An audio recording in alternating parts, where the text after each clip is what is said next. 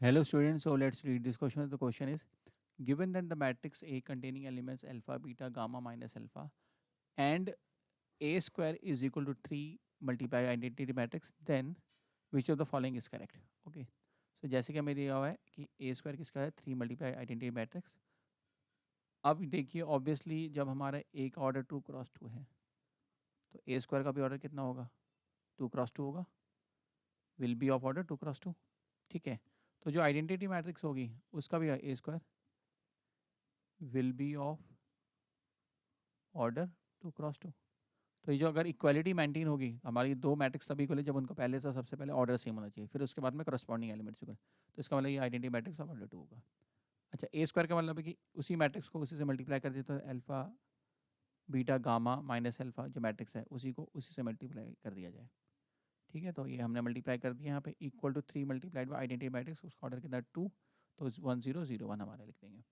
Solve करते हैं, first column multiply करते हैं तो एस अल्फा स्क्वायर बीटा गामा, फिर फर्स्ट और सेकंड कॉलम में तो alpha beta minus alpha beta हो जाएगा। इसमें करेंगे तो alpha gamma minus alpha gamma हो जाएगा, और फोर्थ में करेंगे 2x2 में तो beta gamma plus alpha square that is equal to 3003।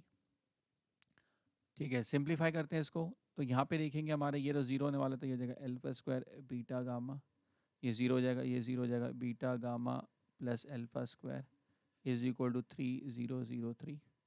So यहाँ से इससे क्या आ जाएगा कि alpha square 3 gamma is equal to 3 हो जाएगा, और साथ में हमारा देखिए यही आ रहा है ना, तो दोनों केस में हमारा यही आ पाएगा कि करस्पॉन्डिंग एलिमेंट्स इक्वल करेंगे। So alpha square beta gamma, तो इससे आ जाएगा alpha square beta gamma -3 is equal to 0। So ये हमारा कौन सा ऑप्शन में आ रहा है, देखिए देखा जाए तो देखेंगे इसमें हमारा अल्फा स्क्वायर बीटा गामा और -3 है, तो इससे हमारे देखो फर्स्ट वाले में देखा 1 प्लस तो 1 तो हमारे उस ऑप्शन है, तो फर्स्ट एंड सेकंड ऑप्शन तो बन ही नहीं सकता। थर्ड एंड फोर्थ में से बन सकता है, तो थर्ड और फोर्थ में देखेंगे ये तीनों पॉजिटिव है, तो ये भी करेक्ट नहीं है क्योंकि हमारे दो का पॉजिटिव एक का नेगेटिव है। इसमें है बट इसमें अपोजिट, तो इसमें हम नेगेटिव कॉमन लेके शिफ्ट कर देते हैं, तो ये इसको हम इक्विवेलेंटली अब क्या लिख सकते हैं, इसको लिख सकते हैं minus alpha square minus beta gamma plus 3 equal to 0। So yes, option 3 जो है, क्योंकि इसको मैं रीअरेंज कर दूँ टर्म्स को तो जगह 3 minus alpha square minus beta gamma is equal to 0. Yes. So option 3 is the correct option for this question.